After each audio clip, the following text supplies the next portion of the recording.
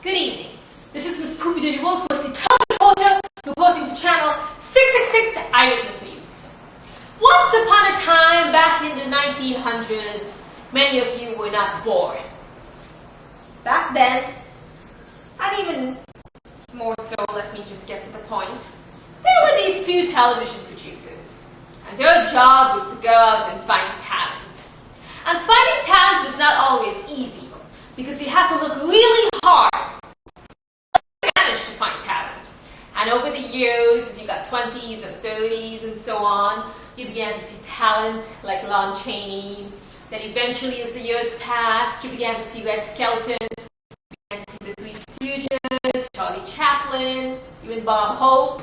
And you got the 40s and 50s, and then some of you viewers started to get bored, and then you got the 60s and 70s, and then eventually, interesting people these television producers found, like John Candy and Steve Martin, and then years kind of, passed on, and then these producers began to say, you know what, it takes a lot of time to go out and find this talent. And what are we going to do with, when we find this talent? We waste so much time. And time is money! So that really bothers them because, once you start equating time with money, it's like, oh my God, it took me, months to find this very talented person. Oh, look at all the money I could have saved. So one day, while they were playing golf, they decided, they had this funny conversation. One of them said, wouldn't it be interesting, wouldn't it be funny if instead of having talent on TV, we were just going to take a bunch of regular, kind of people, put them in a house, give them a lot of alcohol, and just filmed it? Do you think that maybe the American audience would be stupid enough to accept that as quality entertainment? Do you think that they might maybe question where are the real characters of television? Or do you think maybe they would enjoy it? The other television producer was not sure about that. He began to wonder. He said, well, the American audience is a very, very intelligent audience. Throughout the years, look at the people that have shone on television. How are we going to downgrade entertainment and show this kind of stuff? Let's bet $1, said the other television producer. I bet you $1 that I can have the audience enjoying this kind of show. So it was extremely easy to prepare this show because all the television producers had to do was to go about, auditioning regular, real-world kind of people in California. There are like 1 million wannabe actors with no talent, so they easily got like 10 people really quick without paying them and threw them into a house and gave them a lot of alcohol because most of them didn't really have money to afford it, so they were so happy to get something for free, and they began to film it. Soon it was aired all over television, including a network that used to play music. That was also a bet that these television producers said. They said, you know what? We have a television station that's called music television, but what if instead of playing music on it, we show these kinds of shows on it? And the other television producer was saying, this is too much. People might be expecting music to be played on a music television. But the other producer said, have no fear.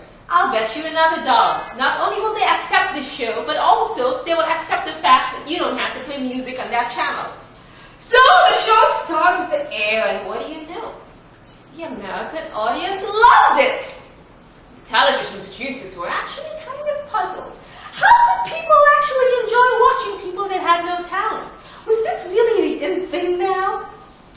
Then the television producers said, you know what? Time is money. I see big bucks here. We don't have to go about auditioning and finding really talented people.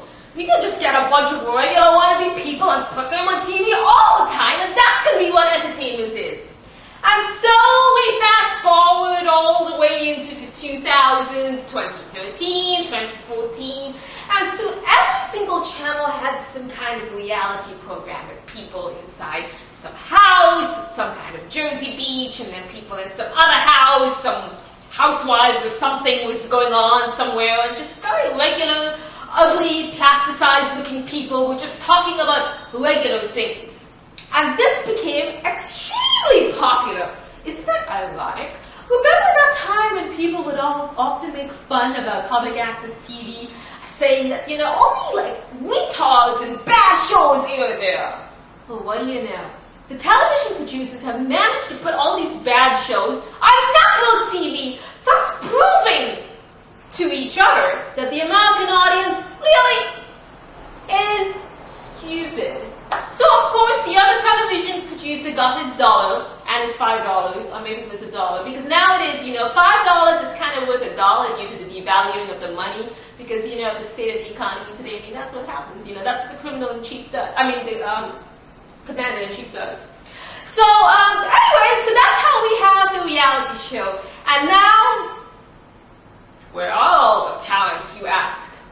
Well, we don't know where they are, because television producers are not interested in talent. If time is money, and money is time, then they don't have time because they want the money. So think about this. How stupid is the American audience? And I must admit, this became an international thing. It wasn't just American audiences that were buying into these kinds of shows. It soon spread over to Europe and the entire Earth. So how stupid is the population on Earth? How stupid have they become? Have they become so stupid they are unable to see that these television producers have merely tricked them? Can they see? Don't they want more? Don't they want to be entertained after coming back from a hard day's work? Why do you want to see whiny people on TV drinking and just carrying on and going, it's kind of boring. So that's today's news. It was just a documentary about television producers. This is a bet that they had. So think about that. Once again, this is Ms. Poopee Doodee, world's most determined reporter, who reported for Channel